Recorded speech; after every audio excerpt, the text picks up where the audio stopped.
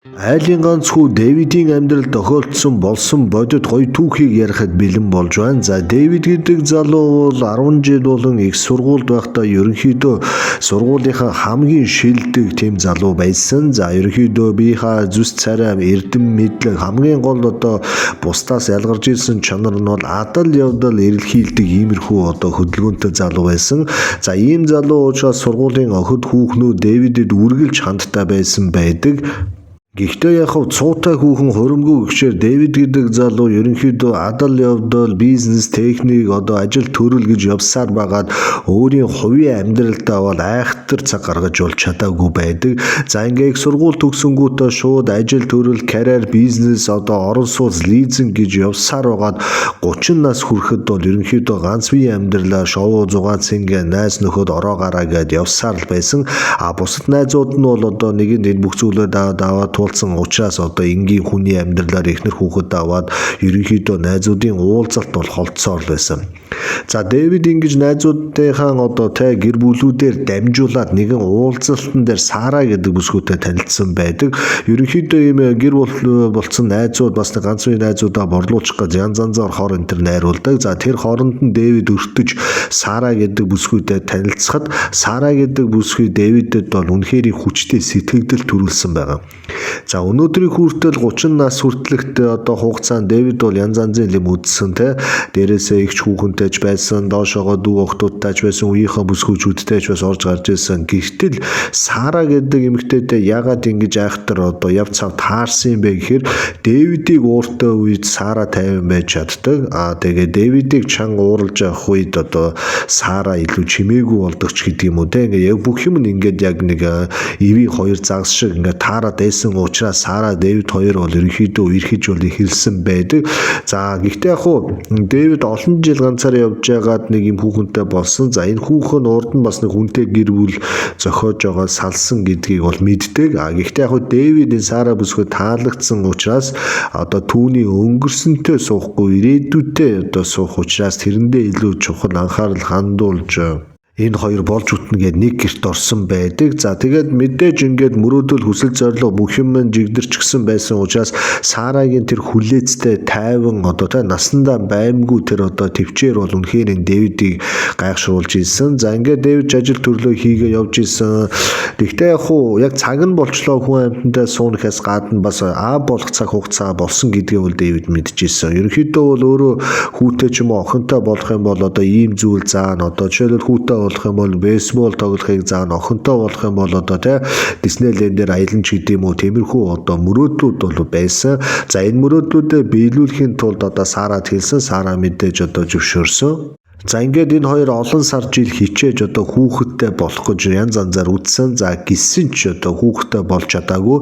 За ингээд залгуулад эмнэлэг домлого ингээд янз янзын газруудаар явхад бол Сара үр хүүхэдтэй болох боломжгүй гэдэг нь бол ойлгомжтой болсон байдаг.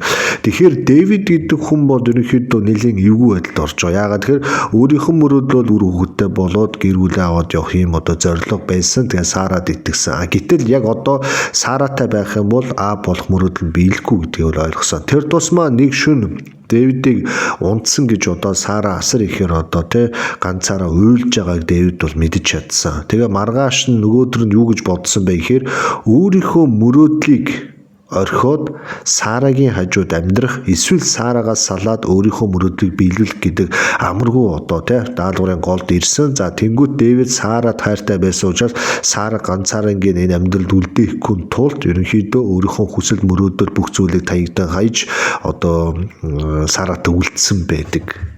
За ингээд он жилүү цаг хугацаа явсаар байгаад энэ хоёр 40 орчим настай болсон.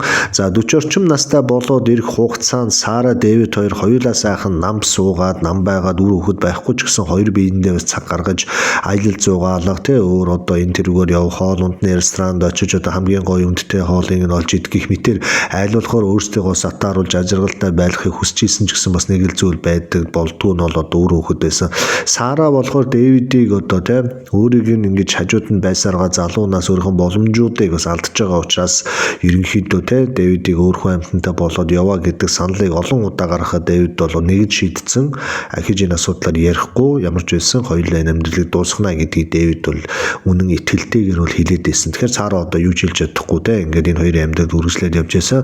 За ингээд ерөнхийдөө Сарагийн төрсөн өдөр төгсөн учраас Дэвид одоо найз нөхдөд цуглуулад нэг жижигхэн одоо үдэшлэг хоолунд дээр гэр орондоо юм хийхэд бол Сара нэрс эсэргүүцсэн. Яагаад тэгэхээр сүүлийн жилүүдэд Сара ингэж олон хүн амьтантай бас ингэж хоолунд идэх нөгөө найзууд нь өрөөхтэй дагуулж гих мэтийн одоо зүйлүүд нь Сарад бас эвгүй байдаг байсан. Уучраас аль болохоор олон хүнтэй одоо найз нөхөд гэр бүлийн уулзалтаас шалтгаан хэлж нэлээд зайгаа барьж исэн. За Дэвид ч бас энэ зүйлийг нь ойлгож исэн. Найзуудынхаа хүүхдүүд найзууд нь цуглаад ярихдаа дандаа хүүхдүүдээ ярьдаг учраас Сара Дэвид бол хэцүү байсан. За олон эмэгтэйчүүд бас Дэвидийг үр үдмээ үлдээж чадахгүй байгаад нь бас ил талд харамссан янз янзын санаа оноо тавьсан.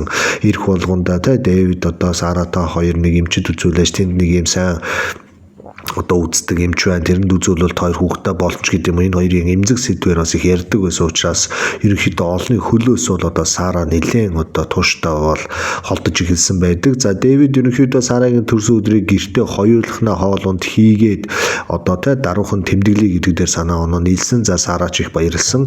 За Дэвид ингээ бүх гэр орноо цэвэрлээд янзлаад одоо яг төрсөн өдрийнх нь өглөө гэр орондоо юм хийж явах үедээ шургуулган дотор бичиг цааснуудыг өнгөчж явах үедээ доороос нэгэн одоо хүний гар хүрээгүй одоо нэлээд нимба боож игсэн одоо цаасыг олсон. За энэ чи юу гэдэг вүлээ? Энэ тентхийн одоо төлбөр тооцоо билүүгээ Дэвид онгоолгоод үзэхэд А4 цаасан дээр нэг одоо хүүхдийн гараар зурсан зураг байсан. Тэн дээр юу байсан бэ гэхээр нэгэн эмэгтэй нэгэн охинтойгоо хамт байж байгаа.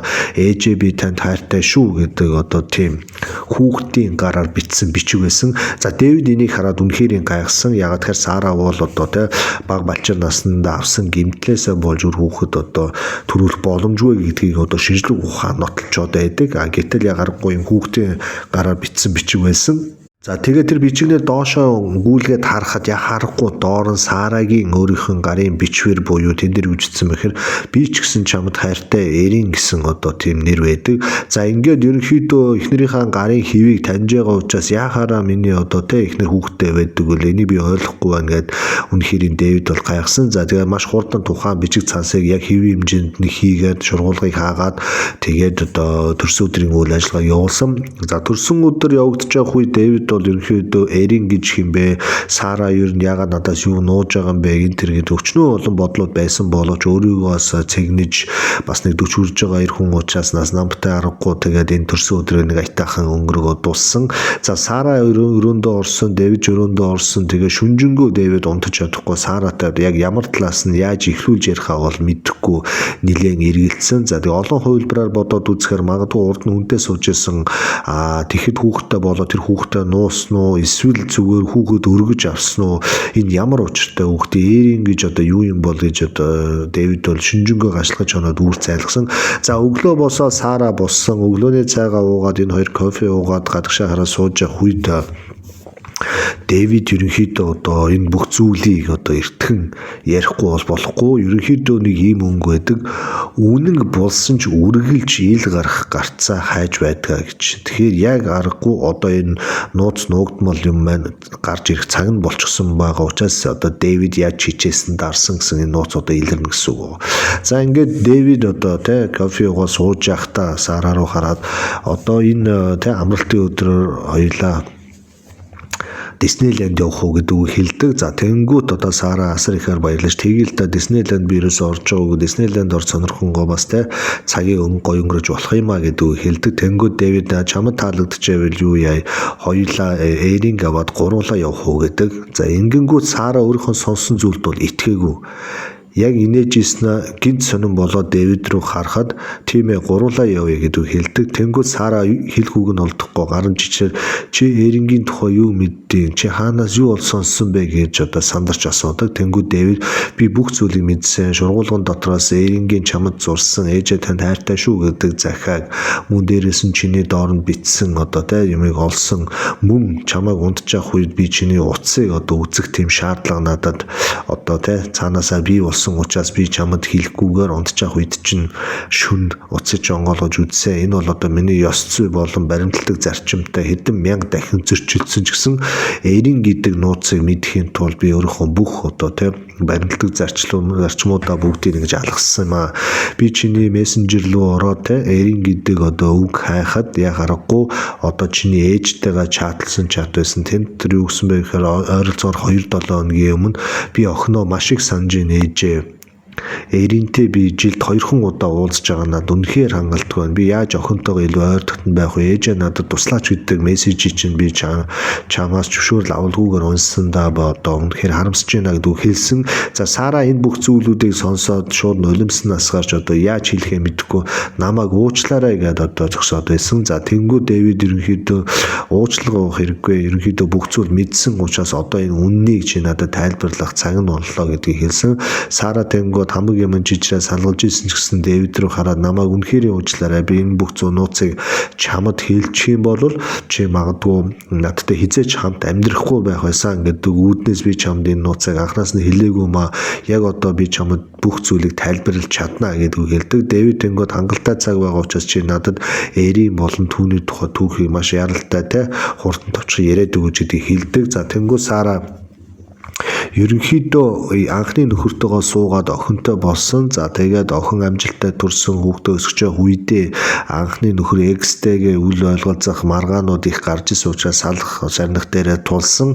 За Экс нь бол одоо өөрөө нэр хүндтэй мөг төөрөхтэй дээрээс нь Эксийнх нь аав ээж нь айхтар хүчтэй нөлөө бүхий хүмүүс байсан учраас Сарагийн ээж байх эрхийг нь асуулж зөвхөн жилд 2 удаа буюу Сарагийн төрсөн өдөр эсвэл Эриний төрсөн өдрөөр Саратай хамт уулзуулах тийм одоо болцолтойгоор шүүхийн шийдвэр гарсан. За тухайн уулзалтуудыг мэдээж хоногоор авч явахгүй зөвхөн хатуу хараа хяналтанд ор хадам аав ээжийн хажууд одоо тухайн охинтойгоо уулзах шүүхийн шийдвэр байсан учраас одоо Сара тухайн шийдвэрийг дагаж явж исэн. За энэ шийдвэрийг дагаж явж явах үедээ эвгүй одоо амьдрал ахуй нь одоо утгагүй байх үед Дэвидтэй учирсан. Дэвидтэй уулзаад энэ хоёр химнэл таарч байсан учраас хэсэгхэн ч хугацаанд хамт байхдаа Дэвидэд асар ихээр татагдаж энэ хоёр өнөөдрийг хүртэл ингэж одоо гэр бүл болоод амьдарч байгаа.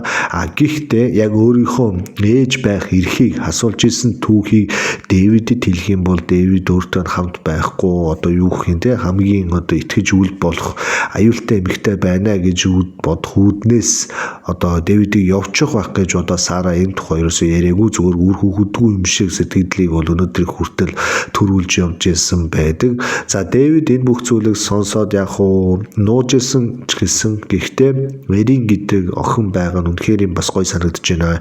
Ягаад тэгэхээр чи одоо олон жил үрүүхтэй болыг хичээгээд эцсийн бүлэгт боломж өгдгийг мэдсэн.